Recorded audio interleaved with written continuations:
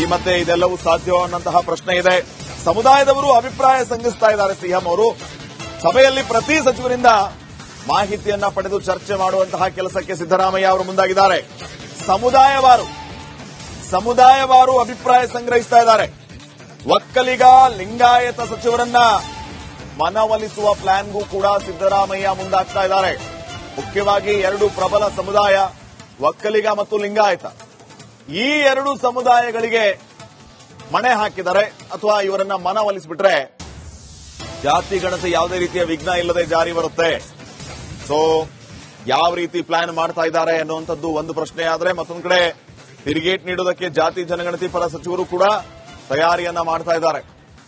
ಈ ಮಧ್ಯೆ ಅಂತಿಮವಾಗಿ ಮುಖ್ಯಮಂತ್ರಿಗಳ ವಿವೇಚನೆಗೆ ಬಿಟ್ಟಂತದ್ದು ಯಾವ ರೀತಿಯ ನಿರ್ಧಾರವನ್ನ ತಗೊಳ್ತಾರೆ, ಇವರೆಲ್ಲರನ್ನ ವಿಶ್ವಾಸಕ್ಕೆ ತೆಗೆದುಕೊಂಡು ವರದಿಯನ್ನ ಜಾರಿಗೆ ತರುವಂತಹ ಕೆಲಸಕ್ಕೆ ಮುಂದಾಗ್ತಾರ ಅಥವಾ ಇವರ ವಿರೋಧ ಮಧ್ಯೆಯೇ ಜಾತಿ ಜನಗಣತಿ ಜಾರಿಗೆ ಬರುತ್ತಾ? ಈ ಎಲ್ಲಾ ಪ್ರಶ್ನೆಗಳಿದೆ, ನೋಡೋಣ. ಬಗ್ಗೆ ಇನ್ನಷ್ಟು ಮಾಹಿತಿಯನ್ನು ನೀಡುತ್ತಾರೆ ಪ್ರತಿನಿಧಿ ಬಸವರಾಜ್. ಈಗ ಫೋನ್ ಸಂಪರ್ಕದಲ್ಲಿ. ಬಸವರಾಜ್, ಸದ್ಯಕ್ಕೆ ಏನ್ ನಡೀತಾ ಇದೆ? ಶ್ರೀಪಾದ್, ಈಗಷ್ಟೇ ಕ್ಯಾಬಿನೆಟ್ ಸಭೆ ಆರಂಭ ಆಗಿರ್ತಕ್ಕಂಥದ್ದು. ಬಹಳ ಪ್ರಮುಖವಾಗಿ ಎಲ್ಲಾ ಸಚಿವರು, ಬಹುತೇಕವಾಗಿ ಎಲ್ಲಾ ಸಚಿವರು ಈ ಸಭೆಯಲ್ಲಿ ಹಾಜರಾಗಿರ್ತಕ್ಕಂಥದ್ದು ಒಂದು ವಿಶೇಷ. ಯಾಕಂದ್ರೆ ಅವರವರ ಸಮುದಾಯವನ್ನು ಪ್ರತಿನಿಧಿಸಿದಂತಹ ಸಂದರ್ಭದಲ್ಲಿ ಸಮುದಾಯದ ಪರವಾಗಿ ಧ್ವನಿ ಎತ್ತಲೇಬೇಕಾದಂತ ಅನಿವಾರ್ಯತೆ ಇದೆ. ಹಾಗಾಗಿ ಒಂದು ಪಕ್ಷದ ಪರವಾಗಿ ಇದ್ರೂ ಕೂಡ ಸಮುದಾಯವನ್ನ ಕೂಡ ಎದುರು ಹಾಕೊಳ್ಳೋಕೆ ಯಾವುದೇ ಸಚಿವರು ಕೂಡ ಸಿದ್ಧರಿಲ್ಲ. ಆ ನಿಟ್ಟಿನಲ್ಲಿ ಅವರ ಸಮುದಾಯಕ್ಕೆ ಈಗಾಗಲೇ ಒಂದಷ್ಟು ಅನ್ಯಾಯಗಳಾಗಿದೆ ಅನ್ನುವಂತ ಧ್ವನಿಯನ್ನ ಆಯಾ ಸಮುದಾಯದ ಮುಖಂಡರು ಎತ್ತಿದ್ದಾರೆ. ಪ್ರಮುಖವಾಗಿ ಲಿಂಗಾಯತರು ಇರ್ಬೋದು, ಒಕ್ಕಲಿಗರು ಇರ್ಬೋದು, ಯಾದವ ಸಮುದಾಯ ಇರ್ಬೋದು, ಹಟ್ಟಿಗಳ ಸಮುದಾಯ, ಬ್ರಾಹ್ಮಣ ಸಮುದಾಯ, ಈ ಸಮುದಾಯದ ಬಹುತೇಕ ಸಚಿವರು ಸಭೆಯಲ್ಲಿ ಹಾಜರಿದ್ದಾರೆ.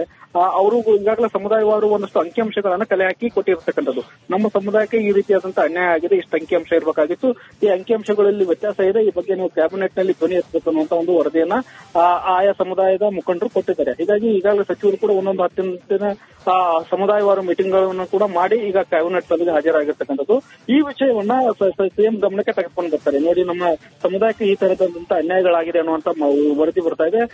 ಆದ್ರಿಂದ ಇದನ್ನ ವಿಸ್ತೃತವಾಗಿ ಒಂದು ಚರ್ಚೆ ಮಾಡಿ ಇದಕ್ಕೊಂದು ಹೊಸದಾಗಿ ಕಮಿಟಿ ಮಾಡಿ ಹೊಸದಾಗಿ ಅಧ್ಯಯನ ಮಾಡಿ ನಮಗೆ ಶಿಫಾರಸು ಮಾಡಬೇಕು ಅನ್ನುವಂತ ಒಂದು ವಿಸ್ತೃತವಾದಂತಹ ಚರ್ಚೆ ಕ್ಯಾಬಿನೆಟ್ ಸಭೆಯಲ್ಲಿ ಆಗುವುದು. ಅದಕ್ಕೆ ಬಹುತೇಕವಾಗಿ ಸಿಎಂ ಸಿದ್ದರಾಮಯ್ಯ ಅವರು ಕೂಡ ಒಪ್ಪಿಗೆ ಕೊಡುವಂತ ಸಾಧ್ಯತೆ ಇದೆ. ಶ್ರೀಪಾದ್, ಥ್ಯಾಂಕ್ ಯು ಬಸವರಾಜ್ ಮಾಹಿತಿಗಾಗಿ.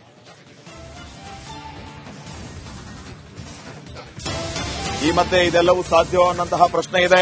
ಸಮುದಾಯದವರು ಅಭಿಪ್ರಾಯ ಸಂಗ್ರಹಿಸ್ತಾ ಇದ್ದಾರೆ. ಸಿಎಂ ಅವರು ಸಭೆಯಲ್ಲಿ ಪ್ರತಿ ಸಚಿವರಿಂದ ಮಾಹಿತಿಯನ್ನ ಪಡೆದು ಚರ್ಚೆ ಮಾಡುವಂತಹ ಕೆಲಸಕ್ಕೆ ಸಿದ್ದರಾಮಯ್ಯ ಅವರು ಮುಂದಾಗಿದ್ದಾರೆ. ಸಮುದಾಯವಾರು ಅಭಿಪ್ರಾಯ ಸಂಗ್ರಹಿಸ್ತಾ ಇದ್ದಾರೆ. ಒಕ್ಕಲಿಗ ಲಿಂಗಾಯತ ಸಚಿವರನ್ನ ಮನವೊಲಿಸುವ ಪ್ಲಾನ್ಗೂ ಕೂಡ ಸಿದ್ದರಾಮಯ್ಯ ಮುಂದಾಗ್ತಾ ಇದ್ದಾರೆ. ಮುಖ್ಯವಾಗಿ ಎರಡು ಪ್ರಬಲ ಸಮುದಾಯ ಒಕ್ಕಲಿಗ ಮತ್ತು ಲಿಂಗಾಯತ, ಈ ಎರಡು ಸಮುದಾಯಗಳಿಗೆ ಮಣೆ ಹಾಕಿದರೆ ಅಥವಾ ಇವರನ್ನ ಮನವೊಲಿಸಿಬಿಟ್ರೆ ಜಾತಿ ಗಣತಿ ಯಾವುದೇ ರೀತಿಯ ವಿಘ್ನ ಇಲ್ಲದೆ ಜಾರಿ ಬರುತ್ತೆ. ಸೊ ಯಾವ ರೀತಿ ಪ್ಲಾನ್ ಮಾಡ್ತಾ ಇದ್ದಾರೆ ಅನ್ನುವಂಥದ್ದು ಒಂದು ಪ್ರಶ್ನೆ ಆದ್ರೆ, ಮತ್ತೊಂದು ಕಡೆ ತಿರುಗೇಟ್ ನೀಡೋದಕ್ಕೆ ಜಾತಿ ಜನಗಣತಿ ಪರ ಸಚಿವರು ಕೂಡ ತಯಾರಿಯನ್ನ ಮಾಡ್ತಾ ಇದ್ದಾರೆ. ಈ ಮಧ್ಯೆ ಅಂತಿಮವಾಗಿ ಮುಖ್ಯಮಂತ್ರಿಗಳ ವಿವೇಚನೆಗೆ ಬಿಟ್ಟಂತದ್ದು ಯಾವ ರೀತಿಯ ನಿರ್ಧಾರವನ್ನ ತಗೊಳ್ತಾರೆ, ಇವರೆಲ್ಲರನ್ನ ವಿಶ್ವಾಸಕ್ಕೆ ತೆಗೆದುಕೊಂಡು ವರದಿಯನ್ನ ಜಾರಿಗೆ ತರುವಂತಹ ಕೆಲಸಕ್ಕೆ ಮುಂದಾಗ್ತಾರ ಅಥವಾ ಇವರ ವಿರೋಧ ಮಧ್ಯೆಯೇ ಜಾತಿ ಜನಗಣತಿ ಜಾರಿಗೆ ಬರುತ್ತಾ? ಈ ಎಲ್ಲಾ ಪ್ರಶ್ನೆಗಳಿದೆ, ನೋಡೋಣ. ಬಗ್ಗೆ ಇನ್ನಷ್ಟು ಮಾಹಿತಿಯನ್ನು ನೀಡುತ್ತಾರೆ ಪ್ರತಿನಿಧಿ ಬಸವರಾಜ್. ಈಗ ಫೋನ್ ಸಂಪರ್ಕದಲ್ಲಿ. ಬಸವರಾಜ್, ಸದ್ಯಕ್ಕೆ ಏನ್ ನಡೀತಾ ಇದೆ? ಶ್ರೀಪಾದ್, ಈಗಷ್ಟೇ ಕ್ಯಾಬಿನೆಟ್ ಸಭೆ ಆರಂಭ ಆಗಿರ್ತಕ್ಕಂಥದ್ದು. ಬಹಳ ಪ್ರಮುಖವಾಗಿ ಎಲ್ಲಾ ಸಚಿವರು, ಬಹುತೇಕವಾಗಿ ಎಲ್ಲಾ ಸಚಿವರು ಈ ಸಭೆಯಲ್ಲಿ ಹಾಜರಾಗಿರ್ತಕ್ಕಂಥದ್ದು ಒಂದು ವಿಶೇಷ. ಯಾಕಂದ್ರೆ ಅವರವರ ಸಮುದಾಯವನ್ನು ಪ್ರತಿನಿಧಿಸಿದಂತಹ ಸಂದರ್ಭದಲ್ಲಿ ಸಮುದಾಯದ ಪರವಾಗಿ ಧ್ವನಿ ಎತ್ತಲೇಬೇಕಾದಂತ ಅನಿವಾರ್ಯತೆ ಇದೆ. ಹಾಗಾಗಿ ಒಂದು ಪಕ್ಷದ ಪರವಾಗಿ ಇದ್ರೂ ಕೂಡ ಸಮುದಾಯವನ್ನ ಕೂಡ ಎದುರು ಹಾಕೊಳ್ಳೋಕೆ ಯಾವುದೇ ಸಚಿವರು ಕೂಡ ಸಿದ್ಧರಿಲ್ಲ. ಆ ನಿಟ್ಟಿನಲ್ಲಿ ಅವರ ಸಮುದಾಯಕ್ಕೆ ಈಗಾಗಲೇ ಒಂದಷ್ಟು ಅನ್ಯಾಯಗಳಾಗಿದೆ ಅನ್ನುವಂತ ಧ್ವನಿಯನ್ನ ಆಯಾ ಸಮುದಾಯದ ಮುಖಂಡರು ಎತ್ತಿದ್ದಾರೆ. ಪ್ರಮುಖವಾಗಿ ಲಿಂಗಾಯತರು ಇರ್ಬೋದು, ಒಕ್ಕಲಿಗರು ಇರ್ಬೋದು, ಯಾದವ ಸಮುದಾಯ ಇರ್ಬೋದು, ಹಟ್ಟಿಗಳ ಸಮುದಾಯ, ಬ್ರಾಹ್ಮಣ ಸಮುದಾಯ, ಈ ಸಮುದಾಯದ ಬಹುತೇಕ ಸಚಿವರು ಸಭೆಯಲ್ಲಿ ಹಾಜರಿದ್ದಾರೆ. ಅವರು ಈಗಾಗಲೇ ಸಮುದಾಯವಾರು ಒಂದಷ್ಟು ಅಂಕಿಅಂಶಗಳನ್ನ ಕಲೆ ಹಾಕಿ ಕೊಟ್ಟಿರ್ತಕ್ಕಂಥದ್ದು. ನಮ್ಮ ಸಮುದಾಯಕ್ಕೆ ಈ ರೀತಿಯಾದಂತಹ ಅನ್ಯಾಯ ಆಗಿದೆ, ಇಷ್ಟು ಅಂಕಿಅಂಶ ಇರಬೇಕಾಗಿತ್ತು, ಈ ಅಂಕಿಅಂಶಗಳಲ್ಲಿ ವ್ಯತ್ಯಾಸ ಇದೆ, ಈ ಬಗ್ಗೆ ನೀವು ಕ್ಯಾಬಿನೆಟ್ ನಲ್ಲಿ ಧ್ವನಿ ಎತ್ತಬೇಕು ಅನ್ನುವಂತ ಒಂದು ವರದಿಯನ್ನ ಆಯಾ ಸಮುದಾಯದ ಮುಖಂಡರು ಕೊಟ್ಟಿದ್ದಾರೆ. ಹೀಗಾಗಿ ಈಗಾಗಲೇ ಸಚಿವರು ಕೂಡ ಒಂದೊಂದು 10 ದಿನ ಸಮುದಾಯವಾರು ಮೀಟಿಂಗ್ ಗಳನ್ನು ಕೂಡ ಮಾಡಿ ಈಗ ಕ್ಯಾಬಿನೆಟ್ ಸಭೆಗೆ ಹಾಜರಾಗಿರ್ತಾರೆ. ಆಗಿರ್ತಕ್ಕಂಥದ್ದು. ಈ ವಿಷಯವನ್ನ ಸಿಎಂ ಗಮನಕ್ಕೆ ತೆಗೆದುಕೊಂಡು ಬರ್ತಾರೆ. ನೋಡಿ, ನಮ್ಮ ಸಮುದಾಯಕ್ಕೆ ಈ ತರದಂತ ಅನ್ಯಾಯಗಳಾಗಿದೆ ಅನ್ನುವಂತ ವರದಿ ಬರ್ತಾ ಇದೆ. ಆದ್ರಿಂದ ಇದನ್ನ ವಿಸ್ತೃತವಾಗಿ ಒಂದು ಚರ್ಚೆ ಮಾಡಿ ಇದಕ್ಕೊಂದು ಹೊಸದಾಗಿ ಕಮಿಟಿ ಮಾಡಿ ಹೊಸದಾಗಿ ಅಧ್ಯಯನ ಮಾಡಿ ನಮಗೆ ಶಿಫಾರಸು ಮಾಡಬೇಕು ಅನ್ನುವಂತ ಒಂದು ವಿಸ್ತೃತವಾದಂತಹ ಚರ್ಚೆ ಕ್ಯಾಬಿನೆಟ್ ಸಭೆಯಲ್ಲಿ ಆಗುವುದು. ಅದಕ್ಕೆ ಬಹುತೇಕವಾಗಿ ಸಿಎಂ ಸಿದ್ದರಾಮಯ್ಯ ಅವರು ಕೂಡ ಒಪ್ಪಿಗೆ ಕೊಡುವಂತ ಸಾಧ್ಯತೆ ಇದೆ. ಶ್ರೀಪಾದ್, ಥ್ಯಾಂಕ್ ಯು ಬಸವರಾಜ್ ಮಾಹಿತಿಗಾಗಿ.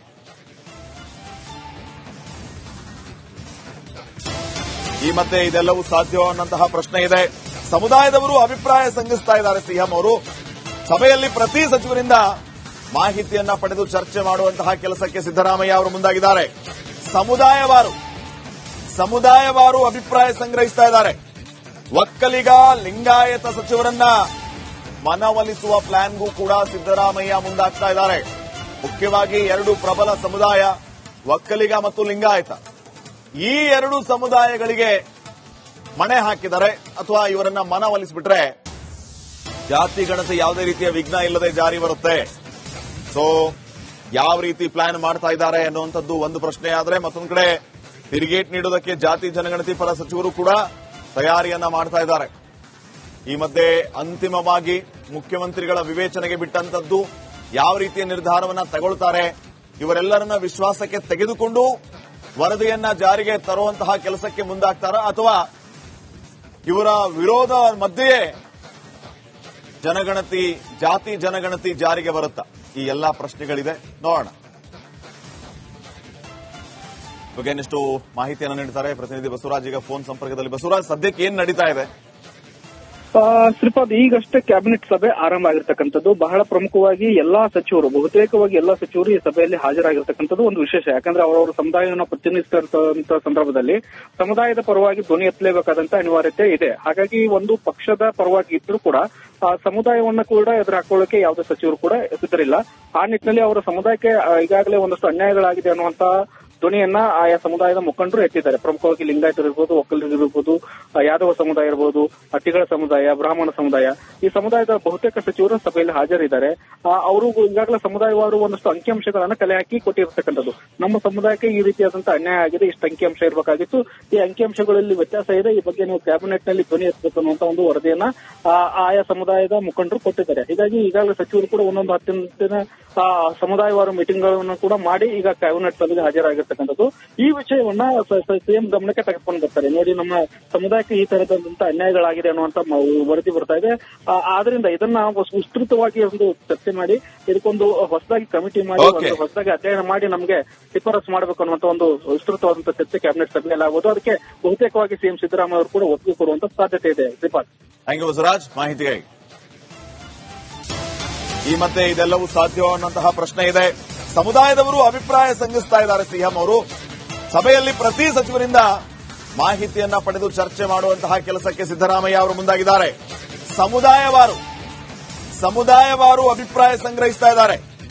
ಒಕ್ಕಲಿಗ ಲಿಂಗಾಯತ ಸಚಿವರನ್ನ ಮನವೊಲಿಸುವ ಪ್ಲಾನ್ಗೂ ಕೂಡ ಸಿದ್ದರಾಮಯ್ಯ ಮುಂದಾಗ್ತಾ ಇದ್ದಾರೆ. ಮುಖ್ಯವಾಗಿ ಎರಡು ಪ್ರಬಲ ಸಮುದಾಯ, ಒಕ್ಕಲಿಗ ಮತ್ತು ಲಿಂಗಾಯತ, ಈ ಎರಡು ಸಮುದಾಯಗಳಿಗೆ ಮಣೆ ಹಾಕಿದರೆ ಅಥವಾ ಇವರನ್ನ ಮನವೊಲಿಸಿಬಿಟ್ರೆ ಜಾತಿ ಗಣತಿ ಯಾವುದೇ ರೀತಿಯ ವಿಘ್ನ ಇಲ್ಲದೆ ಜಾರಿ ಬರುತ್ತೆ. ಸೊ ಯಾವ ರೀತಿ ಪ್ಲಾನ್ ಮಾಡ್ತಾ ಇದ್ದಾರೆ ಅನ್ನುವಂಥದ್ದು ಒಂದು ಪ್ರಶ್ನೆ ಆದ್ರೆ, ಮತ್ತೊಂದು ಕಡೆ ತಿರುಗೇಟ್ ನೀಡೋದಕ್ಕೆ ಜಾತಿ ಜನಗಣತಿ ಪರ ಸಚಿವರು ಕೂಡ ತಯಾರಿಯನ್ನ ಮಾಡ್ತಾ ಇದ್ದಾರೆ. ಈ ಮಧ್ಯೆ ಅಂತಿಮವಾಗಿ ಮುಖ್ಯಮಂತ್ರಿಗಳ ವಿವೇಚನೆಗೆ ಬಿಟ್ಟಂತದ್ದು ಯಾವ ರೀತಿಯ ನಿರ್ಧಾರವನ್ನ ತಗೊಳ್ತಾರೆ, ಇವರೆಲ್ಲರನ್ನ ವಿಶ್ವಾಸಕ್ಕೆ ತೆಗೆದುಕೊಂಡು ವರದಿಯನ್ನ ಜಾರಿಗೆ ತರುವಂತಹ ಕೆಲಸಕ್ಕೆ ಮುಂದಾಗ್ತಾರ ಅಥವಾ ಇವರ ವಿರೋಧ ಮಧ್ಯೆಯೇ ಜಾತಿ ಜನಗಣತಿ ಜಾರಿಗೆ ಬರುತ್ತಾ? ಈ ಎಲ್ಲಾ ಪ್ರಶ್ನೆಗಳಿದೆ, ನೋಡೋಣ. ಬಗ್ಗೆ ಇನ್ನಷ್ಟು ಮಾಹಿತಿಯನ್ನು ನೀಡುತ್ತಾರೆ ಪ್ರತಿನಿಧಿ ಬಸವರಾಜ್. ಈಗ ಫೋನ್ ಸಂಪರ್ಕದಲ್ಲಿ. ಬಸವರಾಜ್, ಸದ್ಯಕ್ಕೆ ಏನ್ ನಡೀತಾ ಇದೆ?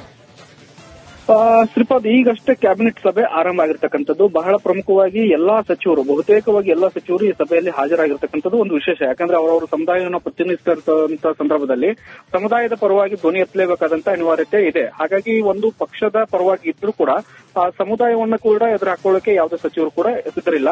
ಆ ನಿಟ್ಟಿನಲ್ಲಿ ಅವರ ಸಮುದಾಯಕ್ಕೆ ಈಗಾಗಲೇ ಒಂದಷ್ಟು ಅನ್ಯಾಯಗಳಾಗಿದೆ ಅನ್ನುವಂತ ಧ್ವನಿಯನ್ನ ಆಯಾ ಸಮುದಾಯದ ಮುಖಂಡರು ಎತ್ತಿದ್ದಾರೆ. ಪ್ರಮುಖವಾಗಿ ಲಿಂಗಾಯತರಿರ್ಬೋದು, ಒಕ್ಕಲಿಗರಿರ್ಬೋದು, ಯಾದವ ಸಮುದಾಯ ಇರ್ಬೋದು, ತಿಗಳ ಸಮುದಾಯ, ಬ್ರಾಹ್ಮಣ ಸಮುದಾಯ, ಈ ಸಮುದಾಯದ ಬಹುತೇಕ ಸಚಿವರು ಸಭೆಯಲ್ಲಿ ಹಾಜರಿದ್ದಾರೆ. ಅವರು ಈಗಾಗಲೇ ಸಮುದಾಯವಾರು ಒಂದಷ್ಟು ಅಂಕಿಅಂಶಗಳನ್ನ ಕಲೆ ಹಾಕಿ ಕೊಟ್ಟಿರ್ತಕ್ಕಂಥದ್ದು.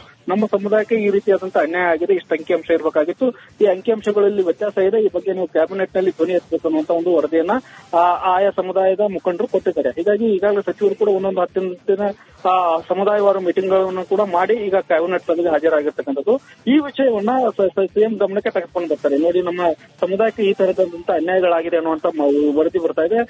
ಆದ್ರಿಂದ ಇದನ್ನ ವಿಸ್ತೃತವಾಗಿ ಒಂದು ಚರ್ಚೆ ಮಾಡಿ ಇದಕ್ಕೊಂದು ಹೊಸದಾಗಿ ಕಮಿಟಿ ಮಾಡಿ ಹೊಸದಾಗಿ ಅಧ್ಯಯನ ಮಾಡಿ ನಮಗೆ ಶಿಫಾರಸು ಮಾಡಬೇಕು ಅನ್ನುವಂತ ಒಂದು ವಿಸ್ತೃತವಾದಂತಹ ಚರ್ಚೆ ಕ್ಯಾಬಿನೆಟ್ ಸಭೆಯಲ್ಲಿ ಆಗೋದು. ಅದಕ್ಕೆ ಬಹುತೇಕವಾಗಿ ಸಿಎಂ ಸಿದ್ದರಾಮಯ್ಯ ಅವರು ಕೂಡ ಒಪ್ಪಿಗೆ ಕೊಡುವಂತ ಸಾಧ್ಯತೆ ಇದೆ. ಶ್ರೀಪಾದ್, ಥ್ಯಾಂಕ್ ಯು ಬಸವರಾಜ್ ಮಾಹಿತಿಗಾಗಿ.